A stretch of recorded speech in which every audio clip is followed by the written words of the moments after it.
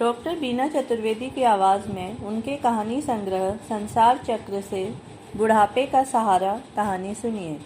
इस कहानी में 4 बेटों के माता पिता ने उनकी समुचित परवरिश की थी, मगर शादी के बाद चारों बहुओं ने उन दोनों को अवांछनीय वस्तु समझकर घर से निकाल दिया था।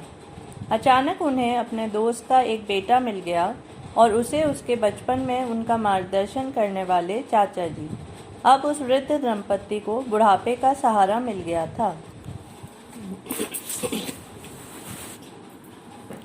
सुनिए कहानी बुढ़ापे का सहारा। अपने भैया और भाभी से मिलकर राजेश वापस दिल्ली जा रहा था। ट्रेन 2 घंटे लेट थी। रात के 8 बज रहे थे। 2 घंटे का समय व्यतीत करने के लिए राजेश कहीं बैठने के लिए ढंग का स्थान तलाश रहा था। इसी समय उसकी नज़र सामने बेंच पर बैठे वृद्ध दंपत्ति पर पड़ी। राजेश उनकी ओर आकर्षित होता हुआ उसी बेंच पर बैठ गया। राजेश ने देखा कि वे दोनों बहुत ही उदास और परेशान लग रहे थे। उन्हें देखकर राजेश को न मालूम क्यों ऐसा लग रहा था जैसे उसने इन लोगों को कहीं देखा है। वह अपने दिमाग पर लगातार जोर डालता रहा, मगर उसे कुछ याद नहीं आ रहा था। कुछ ही क्षणों में राजेश उनसे बातें करने लगा। उन लोगों ने बताया कि वे दोनों भी उसी ट्रेन से दिल्ली जा रहे हैं।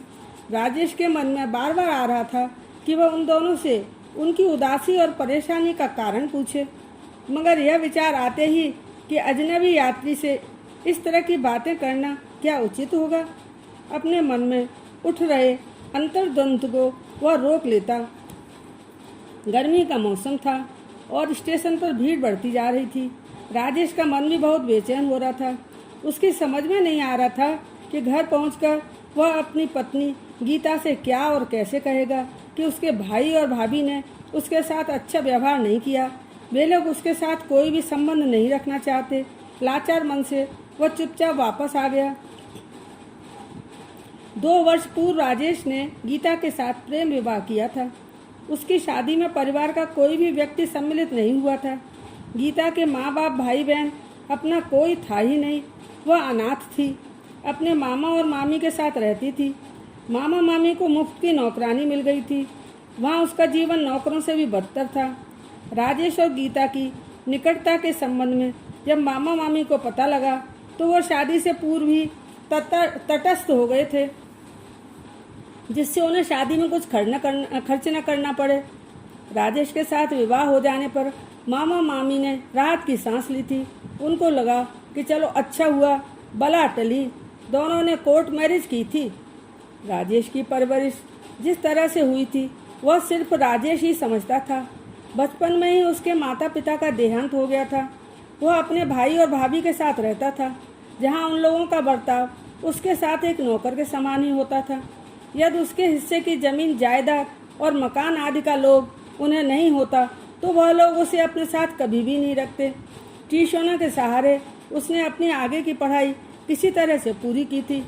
राजेश को जैसे ही सरकारी नौकरी मिली, उसकी भाभी का व्यवहार अचानक ही उसके प्रति अच्छा हो गया। बड़ी चालबाजी के साथ उसकी भाभी उससे कहने लगी, राजेश, मैं चाहती हूँ कि तुम्हारी शादी करवाकर तुम्हारा घर बसा दूँ। भाभी की बातें राजेश को मीठी छुरी जैसी लग रही थी। वह मन ही में सोचने लगा कि जो भाभी हमेशा मेरे साथ दुर्व्यवहार ही करती थी, आज मेरी भलाई के बारे में कैसे सोचने लगी। मुझे आज खुशी हो रही है कि देर से ही सही उनका हृदय परिवर्तित तो हुआ। उसने सोचा कि अच्छा मौका है, आज भाभी को गीता के बारे में सब कुछ बता सकता हूँ। मगर राजेश को कुछ कहने से पहले ही भाभी ने अपने मामा की तलाकशुदा लड़की का प्रस्ताव रख दिया। कहने लगी, राजेश, मेरी ममेरी बहन बहुत ही सुंदर और समझदार है। मैं चाहती हूँ कि तुम्हारी शादी उससे करवा दूँ, जिससे तुम्हारा घर बस जाए। राजेश की समझ में अब आ गया कि भाभी का व्यवहार अचानक मेरे लिए इतना अच्छा क्यों हो गया था। राजेश तो गीता से शादी करना चाहता था, क्योंकि एक लंबे समय से वह उसके सुख दुख में उसका साथ निभाती रही थी। गीता के अलावा किसी अन्य से शादी करने की बात वह सोच भी नहीं सकता था। उसका दुष्परिणाम यह हुआ कि भाभी ने हमेशा हमेशा के लिए उससे संबंध विच्छेद कर लिया। राजेश और गीता की शादी हो जाने के बाद उन दोनों ने भाभी को हर तरह से मनाने की कोशिश की, मगर वह टस से मस नहीं हुई। कुछ समय पश्चात गीता गर्भवती हो गई। वह चाह रही थी कि ऐसे समय में कोई अपना हो जो उसके पास रह सके। इसी वजह से राजेश भाभी को मनाने के लिए एक बार पुनः उनके पास गया, मगर सब बेकार ही रहा। वह नहीं मानी। राजेश बेंच पर बैठे हुए वृद्ध दंपत्ति की ओर मुखातिब हुआ। उसने देखा कि उन दोनों के चेहरों से बहुत ही मायूसी झलक रही थी। हैरान परेशान लग रहे थे। हिम्मत जुटाकर राजेश ने वृद्ध महिला से पूछा, माँ जी, आप लोग किसी परेशानी में हैं क्या? आप लोग इतने गुमसुम क्यों हैं? अपनी चिंता की वजह आप मुझे बेझिझक बता सकते हैं। शायद मैं आपके किसी काम आ सकूं। मैं आपके बेटे के समान ही हूँ। इसी समय ट्रेन प्लेटफार्म पर आ गई और सभी यात्री तीव्र गति से ट्रेन की ओर भागने लगे। दैवयोग से राजेश की सीट भी उसी कंपार्टमेंट में थी जिसमें उन वृद्ध दंपत्ति की थी। थकान के कारण वह दोनों चादर बिछाकर अपनी अपनी सीट पर लेट गए और राजेश उनके पास ही बैठ गया। आपस में बातचीत करने पर राजेश की समझ में आ गया कि वे दोनों ही भले लोग हैं। राजेश ने उनसे पूछा, आप लोग कहाँ जा रहे हैं? कुछ समय तक दोनों मौन रहे, फिर कहने लगे, भगवान जहाँ भी ले जाएगा चले जाएंगे। उनके इस तरह के अजीबोगरीब जवाब को सुनकर राजेश का माथा ठनका और वह सोचने लगा कि ऐसा लगता है कि इन लोगों का जीवन बहुत ही उलझनों से भरा हुआ है। गाड़ी तीव्र गति से दौड़ रही थी, मगर किसी की भी आंखों में नींद नहीं थी। वृद्ध जगदीश ने स्वप्न में भी नहीं सोचा था कि जिंदगी उन्हें एक दिन ऐसे मोड़ पर पहुंचा देगी। वह स्मृतियों में खो गए। अतीत के पन्ने एक एक करके उनके समक्ष खुलते जा रहे थे। उच्च पद पर सरकारी नौकरी में रहते हुए उन्होंने कभी भी बेईमानी से धन इकट्ठा करने की तमन्ना नहीं रखी थी। उनके माता पिता इनके साथ ही रहते थे। नाते रिश्तेदारों का आना जाना लगा रहता था। पत्नी सुशीला के सुमधुर व्यवहार से सब खुश रहते थे। कुल मिलाकर अपने जीवन में दोनों बहुत सुखी और संतुष्ट थे। अपने चारों बेटों के पालन पोषण और सुख सुविधाओं का उन दोनों ने पूरा ध्यान रखा था। इन दोनों की स्वयं की आवश्यकताएं तो बहुत ही सीमित थी, मगर बच्चों की सभी इच्छाओं आकांक्षाओं को तन मन धन से पूरा करने का इनका भरसक प्रयास रहता था। बच्चों को अच्छे संस्कारों के साथ साथ जिस बेटे ने जैसी चाहिए उसे वैसी शिक्षा दिलाई। बड़ा बेटा दिवाकर बहुत ही मेधावी था। उसकी इच्छा थी कि वह विदेश जाकर आगे की शिक्षा ग्रहण करे, अतः उधार लेकर किसी तरह से उसे विदेश भेजा। कुछ समय पश्चात उसने वहीं अपनी पसंद की लड़की से शादी कर ली और वहीं का होकर रह गया। माता पिता की उसे कोई परवाह नहीं रही। दूसरे बेटे विनय की शादी उन्होंने अपने सहकर्मी की बेटी शशि के साथ अपने पसंद से की थी। उनके सहकर्मी राजेंद्र अपनी पुत्री शशि का रिश्ता करने के लिए बहुत परेशान थे। उनकी परेशानी देखकर जगदीश जी ने अपने डॉक्टर बेटे विनय के साथ उसका विवाह करवा दिया। शशि को बचपन से ही जगदीश जी बहुत लाड प्यार करते थे। उनको लगता था कि शशि बहुत ही सीधी सादी भोली भाली लड़की है। बहू बनकर जब हमारे घर में आ जाएगी तो सबका जीवन खुशहाल रहेगा। कुछ समय तक तो उसका व्यवहार सास ससुर के प्रति ठीक रहा, मगर धीरे धीरे उसके रंग ढंग बदलने लगे। स्वार्थ का नशा उस पर चढ़ने लगा और एक दिन विनय के साथ अपना अलग घर बसाने में वह सफल हो गई। तीसरा बेटा प्रदीप, जो स्कूल में शिक्षक है, उसकी शादी सुशीला की बहन ने अपने देवर की लड़की माया से कहकर करवा दी।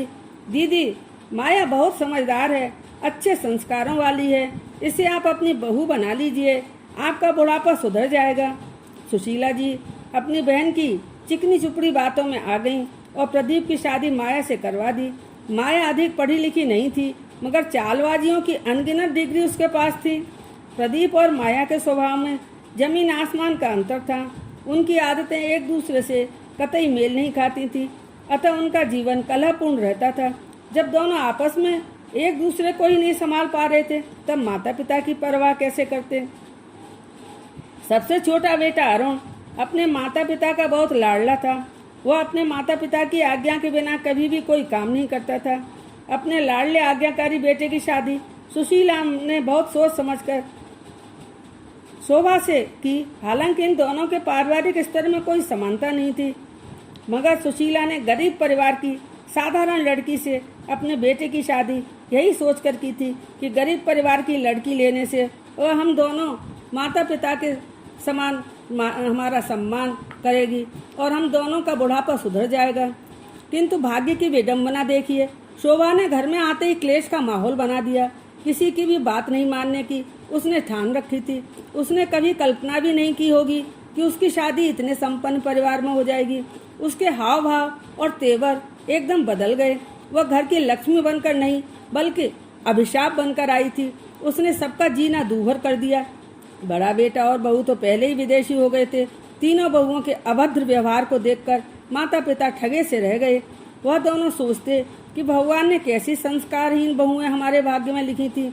हमारे संस्कारों में ही कहीं कोई कमी रह गई क्या? हम लोगों ने तो कभी भी इनके प्रति स्नेह और आत्मीयता में कोई कमी नहीं रखी थी। फिर ऐसा कैसे हो गया? हम जानते हैं कि परिवर्तन जीवन का शाश्वत सत्य है। समय सर्वदा समान नहीं रहता।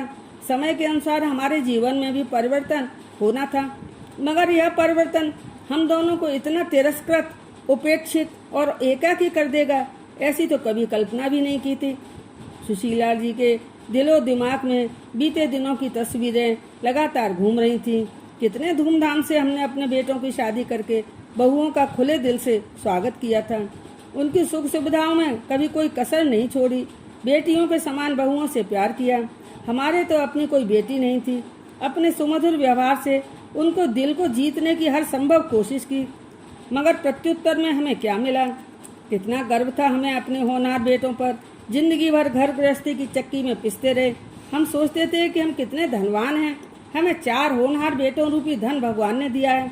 रिटायरमेंट के बाद कभी एक बेटे के पास रहेंगे तो कभी दूसरे, तीसरे और चौथे के पास। बहुओं के हाथों से बनी गर्मा गर्म रोटियां खाकर चैन की नींद सोया करेंगे। परंतु हमारा यह भ्रम पूरी तरह से टूट गया। इसलिए वर्ष जिस बेटे और बहू के पास जाते रहने के लिए वहां पहुंचते ही सभी आशाएं धूमिल हो जाती। बहुएं किसी न किसी बहाने से पेंशन के सभी पैसे निकलवा लेती। सुख सुविधाओं के सभी साधन सबके पास थे, मगर उनकी अतृप्ति बढ़ती ही जा रही थी।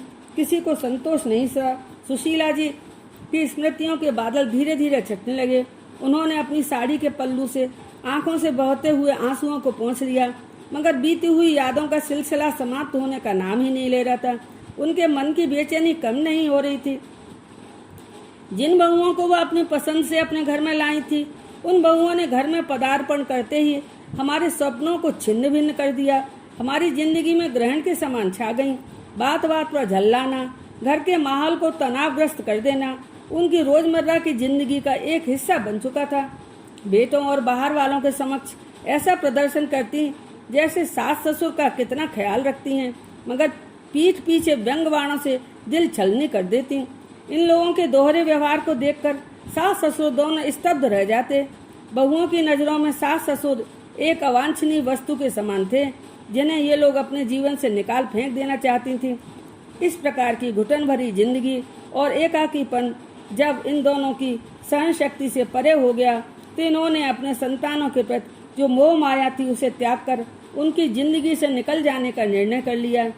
यदि जीवन में शांति नहीं है, कष्ट ही उठाना है, तो बच्चों के साथ परतंत्र रहकर दिन भर खरी खोटी सुनते हुए तिल तिल मरने से तो अच्छा है कि हम अपने घर ही वापस चले जाएं, जहां अपने जीवन के सुखद पल हमने व्यतीत किए हैं।